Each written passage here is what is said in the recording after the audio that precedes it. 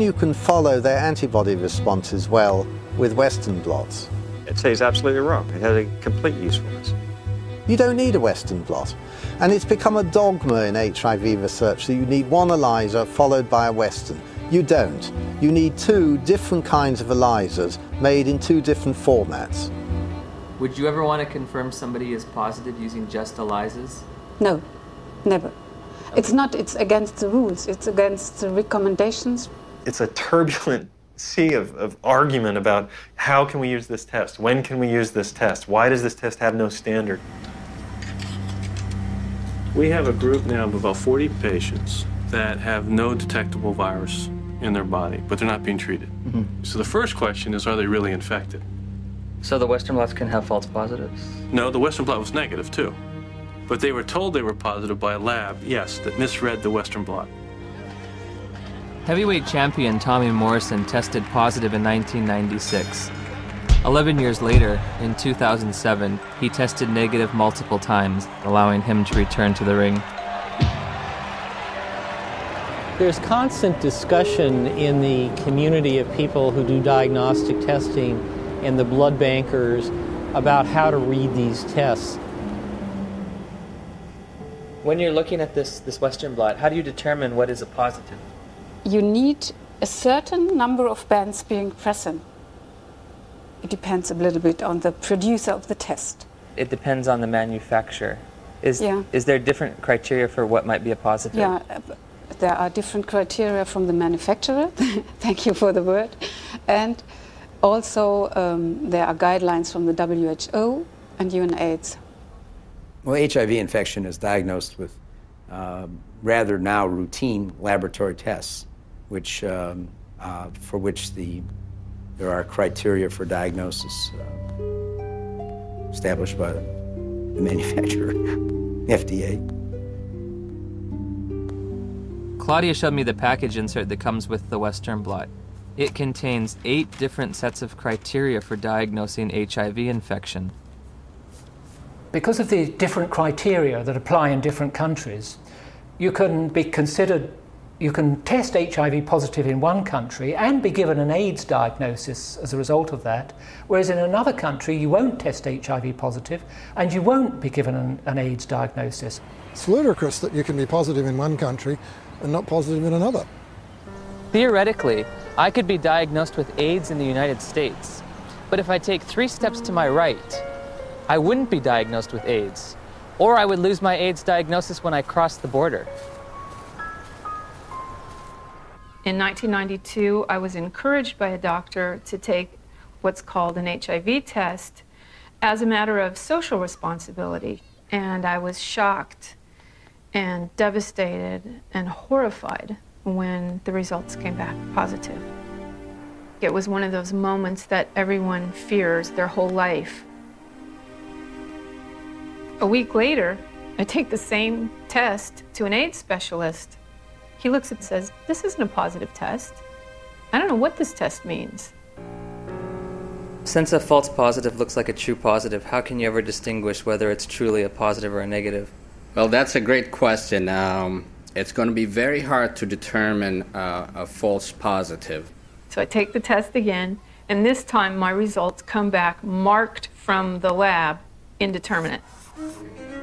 I'm faced with the decision, do I want to wait 6 weeks to test again or do it right away? I opted for right away. My results that time come back positive. Took it again, came back negative. I took it again, positive. What happens if you're positive on one criteria but negative on another manufacturer's criteria? How do you decide who's infected and who's not? You will use the most sensitive criterion. In late December of 2007, I read about new legislation passed in New Jersey calling for the mandatory testing of pregnant women or newborn infants should the mother's status be unknown. HIV mandatory testing, to me, is a no-brainer. I'm very much opposed to the concept of mandatory testing of any population because the tests are scientifically shown to be unreliable and inaccurate, you have no reason to fear this bill. And my hope is that eventually this will become a federal law so that every woman in this country would be tested. But HIV testing isn't an absolutely precise science. When I confronted my doctor about that, she said, we're way past Western blot now. We have the viral load test. But when you get the package insert for the viral load test, it says, if you test positive, you are considered confirmed infected with HIV. But at the bottom of the page, in fine print, it states a person should have additional testing. It does not allow you to tell a single person on this planet that they are HIV positive. And it's a scandal that this test continues to be used. So again, I'm asking, where's the test? Where's the test that can confirm a diagnosis of HIV infection? And I can't find one. I have the package insert from the manufacturer which they supplied me with. And under limitations of the test, it states that risk factors should be used in conjunction with the test. Has a person had sex? Have they used drugs? Have they had a blood transfusion? And then in conjunction with the test, not the test alone, but with the test, then you decide whether the person is positive or negative. Do the answers to these questions help aid in the diagnosis? Oh, of course they did. Really? They do. Now, if I tell you that the test you took was lousy and didn't mean a thing, does that make any difference for everybody to hear? You make a difference for me. Yeah, I know. How can we say that HIV is the cause of AIDS when we don't know, based on current tests, whether or not anybody diagnosed positive actually has HIV? President Thabo Mbeki will officially open the AIDS conference tonight. Delegates here are hoping he will finally separate himself from the AIDS denialists. We remain convinced of the need for us better to understand what would constitute a comprehensive response in a context such as ours, which is characterized by high levels of poverty and disease. As I listened and heard the whole story told about our own country, it seemed to me that we could not blame everything on a single virus. I thought this man must be an idiot. Everyone in Africa is dying of AIDS. I know this because I read the New York Times. It's beyond doubt.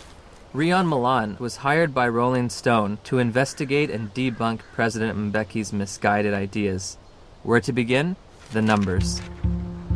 My very first action, I opened Johannesburg's Yellow Pages. I thought that I could illustrate this with a scene that began in a coffin factory in Johannesburg, where workers are working overtime trying to create caskets for these mountains of people who are dying of this condition. And I discover that in the midst of what UNAIDS says is a plague, is that half of the coffin factories in Johannesburg have gone bankrupt. In South Africa alone, it's about 1,000 people dying every day from AIDS. If you're an advocacy agency and you perceive low numbers to be bad, your bias may be to accept higher numbers even if they're not scientifically sound. I know Jim Chin quite well, and I was the chairman of the steering committee on epidemiology of the global program on AIDS in WHO when Jim Chin was in charge of epidemiologic estimates. And we could never get information how the WHO estimates were made then. So we were very critical in these days because we felt it was not based on enough evidence. It's possible that he didn't read the materials we sent him or he didn't understand them, but we did send information to anybody that wanted to know about the estimates because they were pretty transparent. In an attempt to get to the bottom of the statistics debate, I've come to Geneva, Switzerland to look at the World Health Organization's official numbers. And what we found, there are no numbers, only assumptions and estimates. How are the monies divvied out to states for AIDS prevention or AIDS treatment? How is government monies sent out to different states and communities? The more AIDS you have, the more money you get. Exactly. The AIDS buyers have a vested interest in maximizing and squeezing the data to get the worst possible scenario that they can out of it, because the worse the situation is, the more compelling their fundraising claims are. When UNAIDS was created, about $250 million was spent on AIDS in poor countries. 10 years later, it's $10 billion. That's an unprecedented increase. Still not enough. When that was created, the first thing Peter Piot said, and